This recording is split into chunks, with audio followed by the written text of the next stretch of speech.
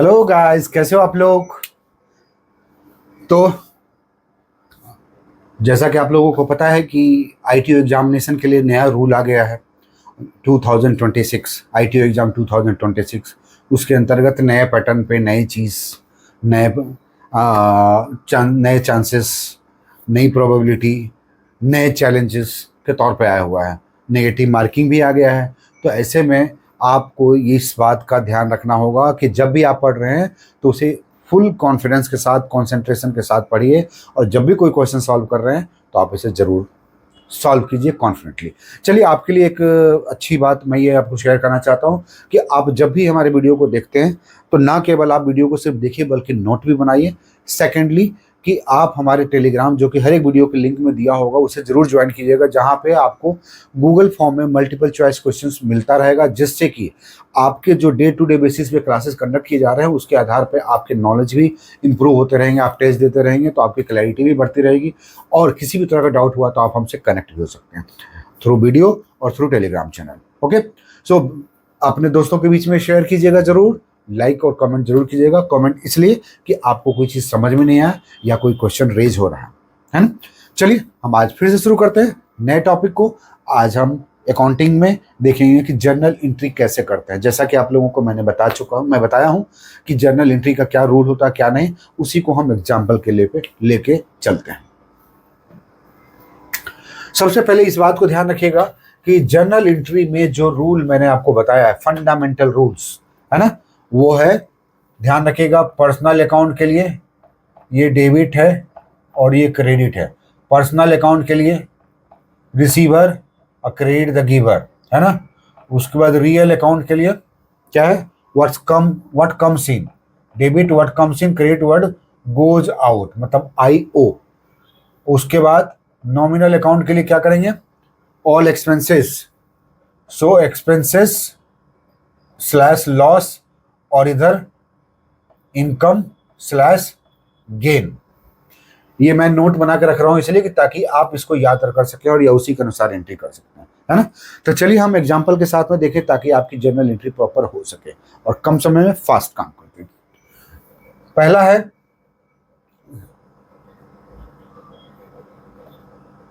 Purchased goods of ₹50,000। Second है purchase goods of ₹50,000 from A on credit. Note भी करते जाइएगा या स्क्रीनशॉट ले लीजिएगा, एक बार मैं हट जाऊंगा तो प्रॉपरली ले सकते हैं आप।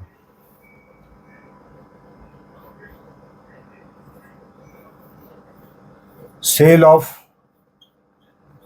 Goods at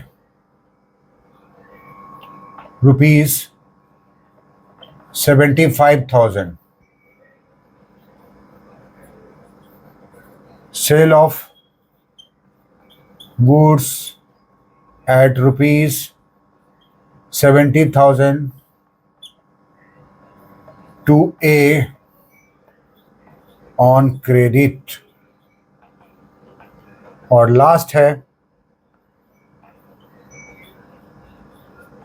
purchase of furniture at ₹50,000। ये आप नोट कर लीजिए, ये आप नोट कर लीजिए। उसके बाद या तो स्क्रीनशॉट ले लीजिए। अब हम देखते हैं इसको जर्नल एंट्री कैसे करते हैं। इस जर्नल एंट्री में क्या क्या चीज़ का ध्यान होता है। तो सबसे पहले आप इस फंडामेंटल रूल्स को आपको हर हाल में याद रखना होगा। इसमें किसी भी तरह की कोई कोताही नहीं, क्योंकि हमारे अकाउंट्स में डेबिट और क्रेडिट का जो रूल है ये 3 अकाउंट के आधार पे हर जगह अप्लीकेबल होगा। और आपको न केवल ITI एग्जामिनेशन के लिए बल्कि ITO एग्जाम में भी जो पेपर 2 होता है वहाँ पे भी क्लैरिटी देगा। और थर्ड, आपके डिपार्टमेंट में आप जहाँ काम कर रहे हैं वहाँ पर अगर आपका कॉन्सेप्ट क्लियर है तो आप प्रॉपरली CA को रेस्पॉन्ड कर सकते हैं, सीए के क्वेश्चंस को आप मार्क कर सकते हैं या अच्छे क्वेश्चंस को रेज कर सकते हैं ड्यूरिंग द असेसमेंट प्रोसीडिंग और ड्यूरिंग द इंक्वायरी। चलिए अब इसको देखते हैं। सबसे पहले परचेज गुड्स ऑफ ₹50,000। यहाँ पे पता है कि अकाउंट्स में हम इकोनॉमिकल ट्रांजेक्शन को लेते हैं, तो इकोनॉमिकल ट्रांजेक्शन में यहाँ पे परचेज ऑफ गुड्स है। तो हम ये चीज़ जानते हैं कि परचेज ऑफ गुड्स मतलब क्या हुआ। परचेज ऑफ गुड्स मतलब होता है डे टू डे बेसिस पे ट्रांजेक्शन, मतलब डेली बेसिस पे जो हमारा रॉ मटेरियल्स है, जो आइटम्स है, ट्रेडिंग के पर्पस है, मैन्युफैक्चरिंग पर्पस है, उसी गुड्स को लेते हैं, ना कि कोई एसेट। ध्यान रखिएगा। और जब हम एसेट नहीं खरीदते हैं बल्कि कोई गुड्स खरीद रहे हैं डे टू डे बेसिस पे, तो उसके लिए परचेज अकाउंट को हम लिखते हैं या परचेज अकाउंट माइंड में रखते हैं। हम ये नहीं लिखते हैं कि भाई अगर मान लीजिए कि मैन्युफैक्चरिंग किसी चीज़ की मैन्युफैक्चरिंग है, या मान लीजिए प्रिंटर कार्ट्रेज का मैन्युफैक्चरिंग करते हैं, जहाँ पे पेपर भी करते हैं, प्रिंटर भी बनाते हैं, कार्ट्रेज भी बनाते हैं, तो वो वहाँ पे हम उसे गुड्स के तौर पे ट्रीट करेंगे, ना कि प्रिंटर को बोलेंगे कि हमारा ये एसेट नहीं। ध्यान रखिएगा। जैसे पेपर हम बना रहे हैं, पेपर के लिए जो रॉ मटेरियल ला रहे हैं वो हमारे लिए आइटम्स है, ट्रेडिंग आइटम्स है, जिसके बाद हम मैन्युफैक्चरिंग करेंगे, प्रोसेस करेंगे और फर्दर हम पेपर में कन्वर्ट करेंगे। तो बेसिकली जो डे टू डे बेसिस पे या डेली बिजनेस में जो गुड्स हम लोग परचेज करते हैं वो परचेज अकाउंट इन्वॉल्व होता है। और दूसरा चीज जो होता है, अगर यहीं पे लिखा रहेगा कोई ऐसा आइटम जिसे फर्नीचर लिखा हुआ है या कोई एसेट का नाम है जिसे other than day to day basis में, मतलब हो सकता है वो बिजनेस पर्पस है लेकिन उसके लिए एक ह्यूज अमाउंट इन्वेस्टमेंट होता है, प्लस वो डे टू डे बेसिस में जो प्रोडक्शन हम प्रोसेस कर रहे हैं या मैन्युफैक्चर कर रहे हैं उसको कंप्लीट करने में या उसके प्रोसेसिंग में इस बड़े मशीन की जरूरत होती है, तब वो हमारे लिए एसेट होता है। करेक्ट। चलिए अब है परचेज गुड्स ऑफ ₹50,000। तो यहाँ पे आपको इन 3 अकाउंट को ध्यान में रखते हुए ये आइडेंटिफाई करना है कि इसमें क्या क्या हो रहा है। पहला परचेस, राइट। दूसरा कैश इन्वॉल्व है और कुछ भी नहीं, कोई किसी भी व्यक्ति का नाम है। तो हम जब भी इस चीज को करते हैं ना, तो यहाँ पे एक चीज का ध्यान रखिएगा कि हमें ये आइडेंटिफाई करना है कि कौन कौन सा अकाउंट इन्वॉल्व हो सकता है, क्योंकि अकाउंट जो है डबल अकाउंटिंग सिस्टम होता है, डबल एंट्री सिस्टम है। मतलब जब भी ट्रांजेक्शन को इंटर करेंगे तो दोनों तरफ से करेंगे, लेफ्ट और राइट में, डेबिट एंड क्रेडिट में। करेक्ट। तो हम यहाँ पे पहली कि परचेज अकाउंट इन्वॉल्व है। दूसरा क्या है भाई, ये परचेज है। दूसरा क्या है, कैश इन्वॉल्व है। तो दूसरा हो गया कैश अकाउंट इन्वॉल्व हो गया। अब इसी अकाउंट को हमें डेबिट क्रेडिट में ले जाना है, राइट। तो सबसे पहले हम देखेंगे परचेज क्या है। परचेज किसी भी बिजनेसमैन के लिए या किसी भी इंटरप्राइजेस के लिए क्या होता है, वो एक्सपेंसेस होता है। तो हम क्या बोलते हैं कि नॉमिनल अकाउंट एक्सपेंसेस से रिलेटेड डील करता है। तो डेबिट ऑल एक्सपेंसेस और लॉस, तो हमारा परचेज क्या है, लॉस, सॉरी ये एक्सपेंसेस है, तो इसलिए हम इसको डेबिट के क्रेडिट साइड में ले जाएंगे। और कैश क्या है, ये कैश हमने क्या बोला था, रियल अकाउंट होता है। तो रियल व्हाट कम्स इन, मतलब डेबिट में व्हाट कम्स इन और क्रेडिट में व्हाट गोज आउट। तो यहाँ पे क्या हो रहा है, इन और आउट। तो कैश हमारा क्या जा रहा है, जब हम कोई चीज परचेज करते हैं तो जा रहा होता है बाहर, तो आउट मतलब क्रेडिट साइड में, तो इसके लिए हम क्रेडिट लेंगे। और रियल अकाउंट में क्या क्या आता है ये मैं बता चुका हूँ। पर्सनल अकाउंट में क्या क्या है, किस तरह के अकाउंट्स आते हैं, किस तरह की चीज़ को ट्रीट किया जाता है, पर्सनल अकाउंट या नॉमिनल अकाउंट को कैसे ट्रीट करते हैं या किसको हम कैसे आइडेंटिफाई करते हैं, ये सब चीज़ हम लोगों ने पिछले वीडियो में डिस्कस किया है। चलिए एनीवे हमारा अब ये क्लियर हो गया कि परचेज अकाउंट जो है हमारे डेबिट साइड में रहेगा, कैश अकाउंट। जब इसकी एंट्री करते हैं हम लोग, तो यहाँ पे आप देखिएगा एंट्री का मैं छोटा बनाता हूँ फॉर्मेट। यहाँ पे डेट होगा, ठीक है, यहाँ पे पर्टिकुलर होगा और यहाँ पे डेबिट और यहाँ पे क्रेडिट। ध्यान रखिएगा, डेट, पर्टिकुलर, डेबिट, क्रेडिट। अब हमारा ये डिसीजन हो चुका है, परचेज अकाउंट डेबिट में जाएगा, तो हम क्या लिखेंगे, परचेज अकाउंट डेबिट में, तो अमाउंट कितना है 50K। अब हम कैश अकाउंट को क्या बोले, ये क्रेडिट में जाएगा। तो जब भी कैश अकाउंट को जो क्रेडिट में लिखते हैं, क्रेडिट के लिए उसको 2 लिखते हैं, टू कैश अकाउंट, और यहां पे लिखेंगे 50K, 50,000। ये हुआ हमारा journal entry. Is it clear? आप नोट करना है तो नोट कर लीजिए।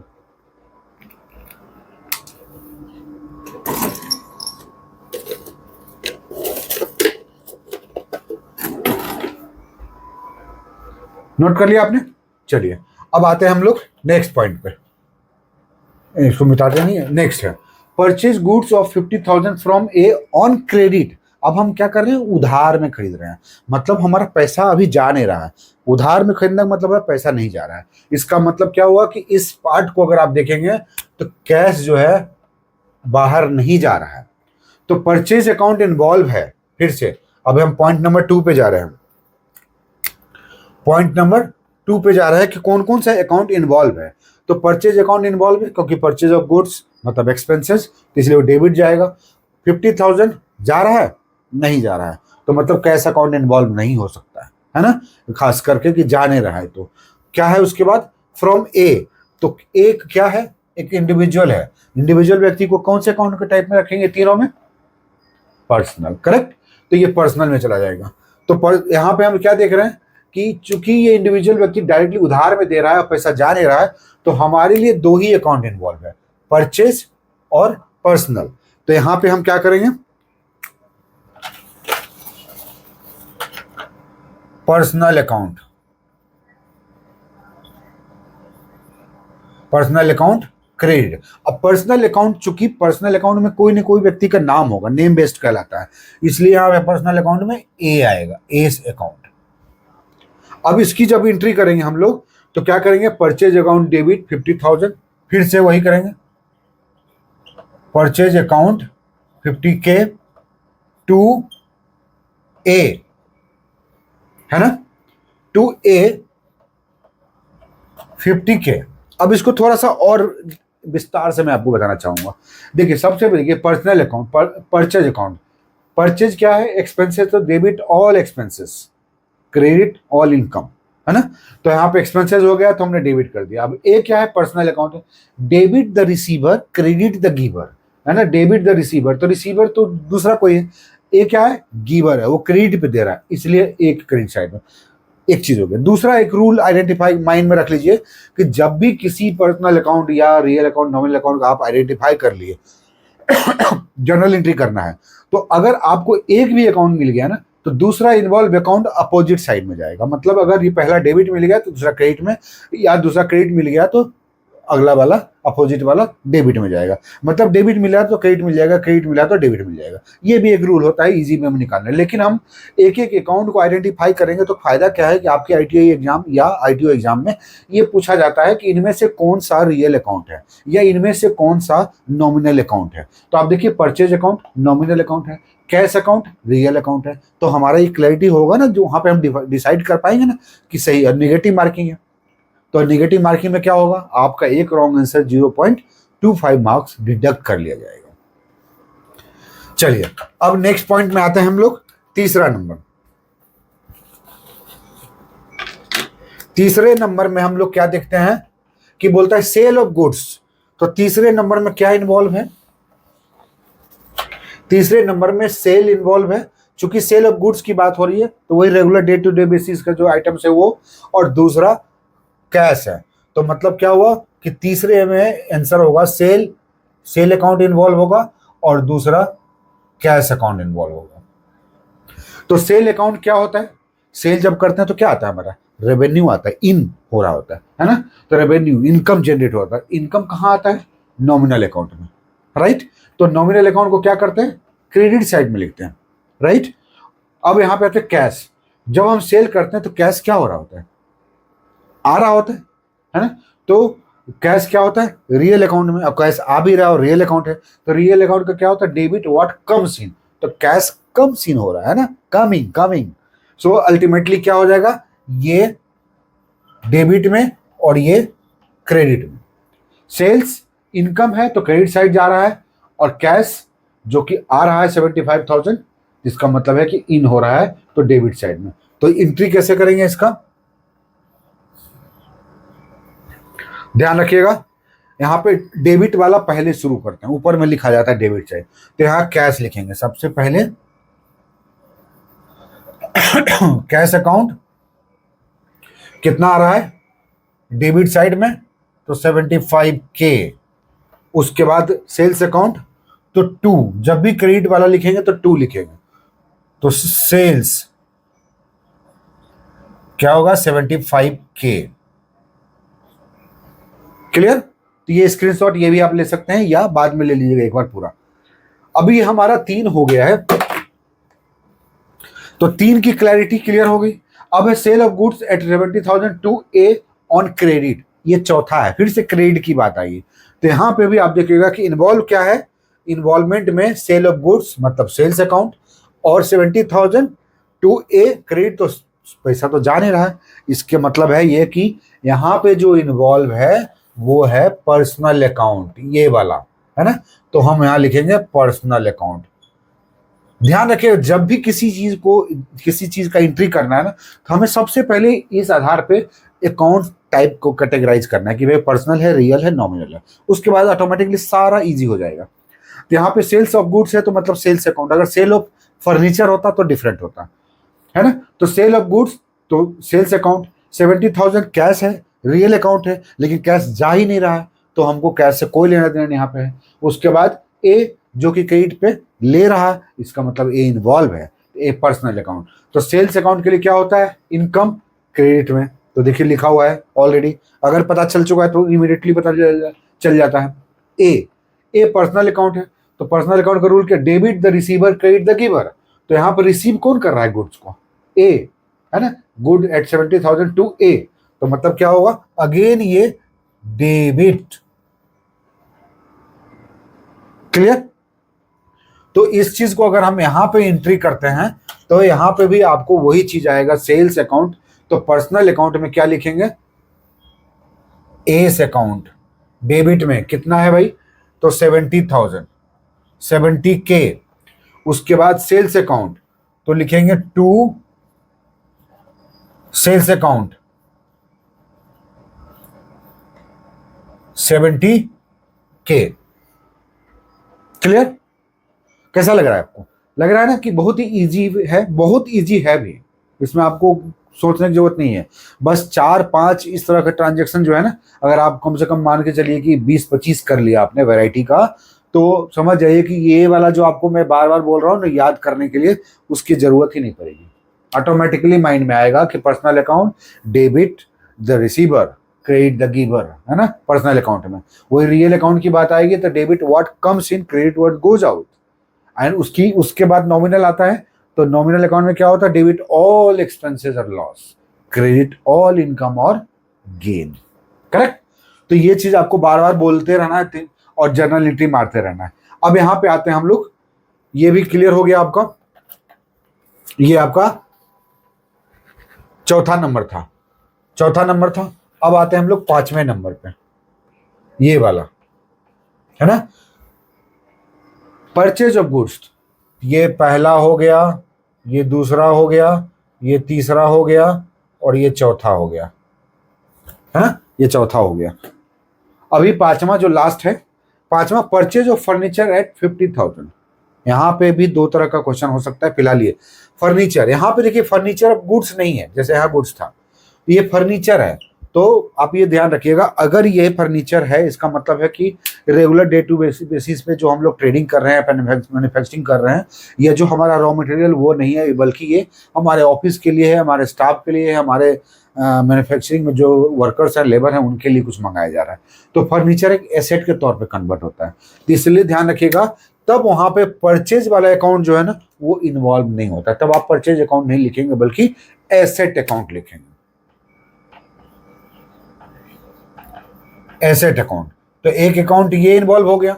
अब दूसरा क्या इन्वॉल्व हो सकता है, तो 50,000 सॉरी 50,000, तो 50,000 क्या है, ये कैश अकाउंट है ना। अब आते हैं हम लोग रूल पे, फर्नीचर क्या है भाई, एसेट। एसेट किस में आता है, रियल अकाउंट में। कैश क्या है, रियल अकाउंट। तो रियल अकाउंट में ये दोनों ही है, तो हम क्या लिखते हैं रियल अकाउंट में, debit what comes in, credit what goes out. तो डेबिट व्हाट कम्स इन, तो क्या आ रहा है, हम लोग खर्चा कर रहे हैं, फर्नीचर खरीद रहे हैं ना भाई, तो फर्नीचर खरीद रहे हैं, तो फर्नीचर आ रहा है इसलिए डेबिट आएगा, और पैसा जा रहा है रियल अकाउंट ही, लेकिन ये आउट हो रहा है, तो इसलिए ये क्रेडिट होगा। क्लियर। अब इसकी entry same to same pattern पे होगा, यहीं पे मेरे यहाँ पे स्पेस कम है, यहाँ पे कैश अकाउंट लिख देता हूँ, कैश अकाउंट क्रेडिट था। तो जब इसकी एंट्री करना होगा तो हम लिखेंगे डेट वाला पार्ट पे, तो आप डेट लिख दीजिएगा। पर्टिकुलर वाले पार्ट में लिखेंगे एसेट, एसेट अकाउंट, और ये डेबिट वाला है मान लीजिए, और ये क्रेडिट वाला है। तो एसेट अकाउंट में डेबिट में कितना है भाई, तो 50,000, 50K टू कैश, कैश जा रहा है तो कैश अकाउंट तो 50K, ये आपका एंट्री हुआ। Got it. अब इसको आप अपना स्क्रीनशॉट ले लीजिए, इसको फिर से खुद अपने बनाइए और उसके बाद इससे मैच कीजिए कि आपका क्या सही है और क्या गलत है। स्क्रीनशॉट ले लीजिए।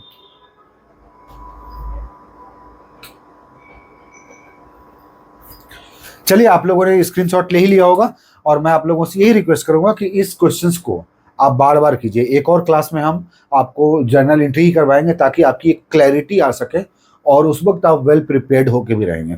तो और साथ में एक चीज़ और मैं सजेस्ट करूंगा कि आप मेरे ऊपर डिपेंड मत कीजिए, बल्कि आप एनसीईआरटी जैसे बुक 11-12 का है ना, उसको पढ़िए, या कहीं से भी कोई अकाउंट्स की बुक को जरूर पढ़िए कि जर्नल एंट्री क्या है।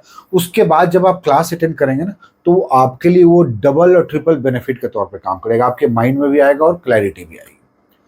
So stay tuned to this channel and I will request you all to invite your all friends of the department across the country, ताकि इस चैनल को ज़्यादा से ज़्यादा तक हम पहुंचा सकें हम सब मिलकर, और ज़्यादा से ज़्यादा लोग इसका फ़ायदा उठा सकें और एग्जामिनेशन क्वालिफाई कर सकें।